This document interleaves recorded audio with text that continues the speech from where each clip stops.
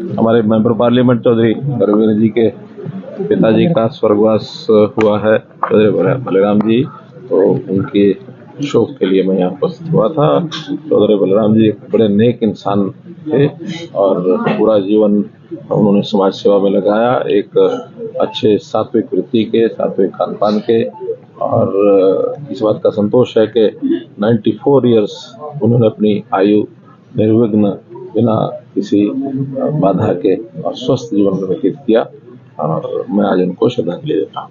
चुनावी मोड में जो है पूरा प्रदेश आ चुका है सर, क्या कहिएगा सर, क्या विधानसभा और लोकसभा चुनाव एक साथ करवा सकती हैं? स्वाभाविक है, लोकतंत्र में हर 5 साल के बाद ये समय आता है और 5 साल लोकसभा को भी पूर्ण हो गए हैं और विधानसभा के भी कुछ समय के बाद पूर्ण होंगे। पहले तो ऐसा लगता था कि शायद एक साथ हो सकते हैं, लेकिन अभी तक कोई केंद्र ने या चुनाव आयोग ने किसी प्रकार की कोई इंडिकेशन नहीं दी है, तो मुझे लगता है कि अपने अपने साथ पर ही। सर, जो बिहार में है उसको देखते हुए क्या लगता है अभी इंडिया गठबंधन का क्या भविष्य रहने वाला है? 17 राज्यों में आप भी देख रहे हैं, हम भी देख रहे हैं, क्या दिल के टुकड़े हुए हजार, कोई यहाँ गिरा कोई वहाँ गिरा, इस प्रकार से भटकते फिर रहे हैं।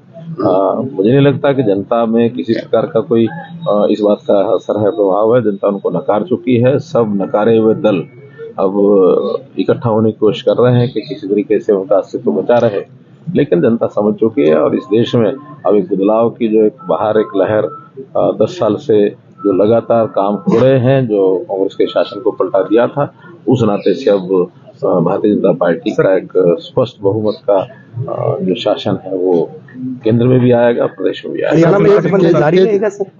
देखिए, ये रणनीति की बातें हैं, बाद में बताएंगे। सर, केजरीवाल आए थे कल जींद, उन्होंने कहा कि बिजली पानी दे दे, रोजगार दे दे, 4-5 वादे पूरे कर दे, वो राजनीति छोड़ देंगे। कोई वो राजनीति छोड़े नहीं, उनको छुड़वाने की हमारा कोई इरादा नहीं है। वो राजनीति करते रहे, जनता उनको नकारती रहेगी। हरियाणा की जनता उनको स्वीकार करती नहीं। सर, चुनावी मुद्दा क्या रहने वाला है सर? स्वच्छ शासन प्रशासन, पारदर्शिता और लोगों की, खास करके जो गरीब समाज है, जो वंचित समाज है, अंत्योदय के नाते से हमारी योजनाएं चल रही है, उसको प्राथमिकता तौर पर आगे बढ़ाएंगे। हर व्यक्ति को मुख्य धारा में आने का अवसर मिले।